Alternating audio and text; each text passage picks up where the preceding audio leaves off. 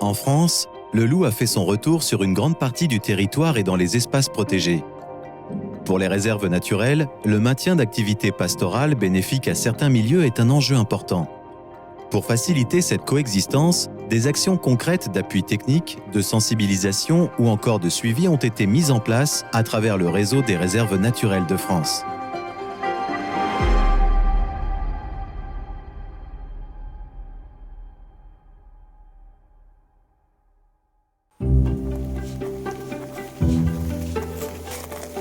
Depuis quelques années, des systèmes de prise de vue autonomes appelés pièges photographiques ont fait leur apparition sur le marché, permettant ainsi aux professionnels de l'environnement ou aux naturalistes d'obtenir des images de la faune sauvage de jour comme de nuit. L'appareil se déclenchant automatiquement au passage de l'animal, il représente alors un outil précieux dans le cadre de suivi d'espèces rares.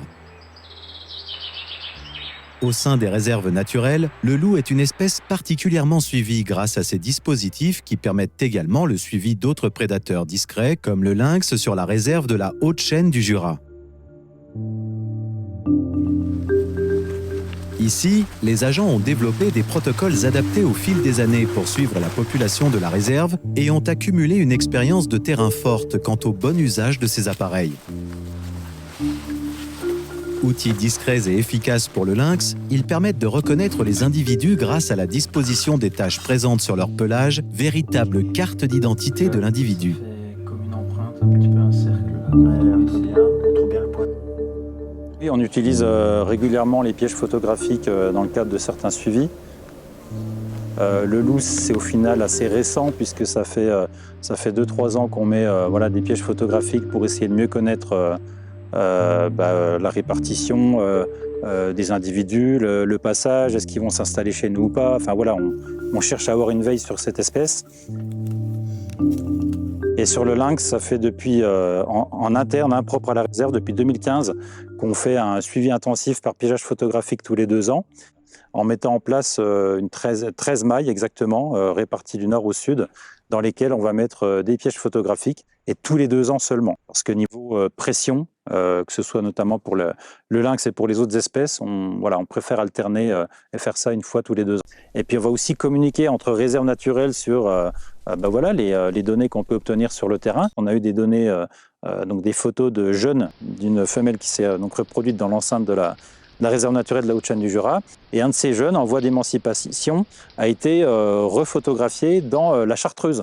Donc ça montre un petit peu la capacité de déplacement que peuvent avoir un lynx et surtout l'importance que peuvent avoir aussi des noyaux de population qui vont permettre d'avoir des jeunes individus qui vont après aller ou coloniser ou retourner dans des secteurs potentiellement éloignés.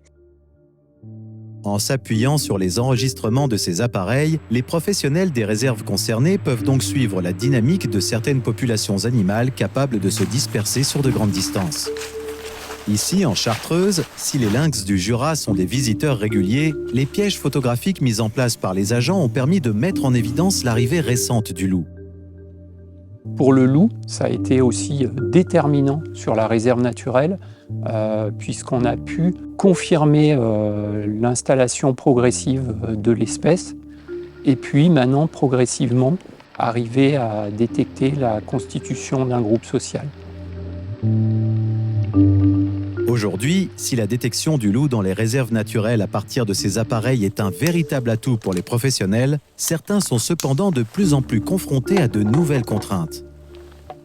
Au-delà des problèmes éthiques posés par l'utilisation massive de ces technologies, mais dans tous les cas, on doit avoir l'autorisation du propriétaire pour poser un appareil et essayer d'éviter dans tous les cas les axes fréquentés par le public quand c'est possible.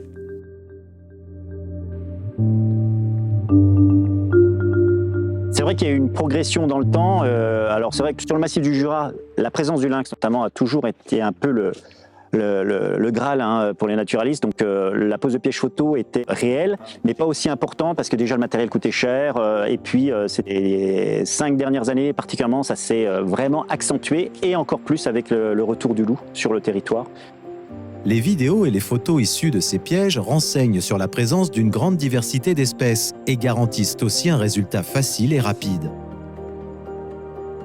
Mais ce phénomène nouveau alerte les professionnels, car les conséquences de ces pratiques sur les espèces et les milieux peuvent être nombreuses, alors que des gestes simples et de bon sens permettent un usage raisonné de ces dispositifs. Comme il y a de plus en plus de pièges photos posés, on assiste aussi à la pose de pièges photos dans des zones de plus en plus reculées, dans des zones de plus en plus sensibles. Et ça, c'est un problème qui accroît le dérangement sur la faune sauvage, des dérangements liés au déclenchement, etc. Mais le dérangement le plus important, c'est les relevés.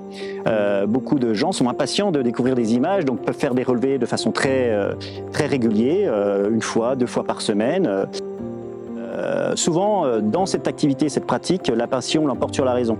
Donc, j'aurais tendance à les rappeler, d'une part, à se mettre en règle vis-à-vis des autorisations, de faire le lien, encore une fois, avec les gestionnaires, et puis surtout à être raisonnable dans la pose, que ce soit en termes de nombre, que ce soit sur les sites privilégiés, et sans jamais trop poser problème aux espèces qui le suivent, quoi.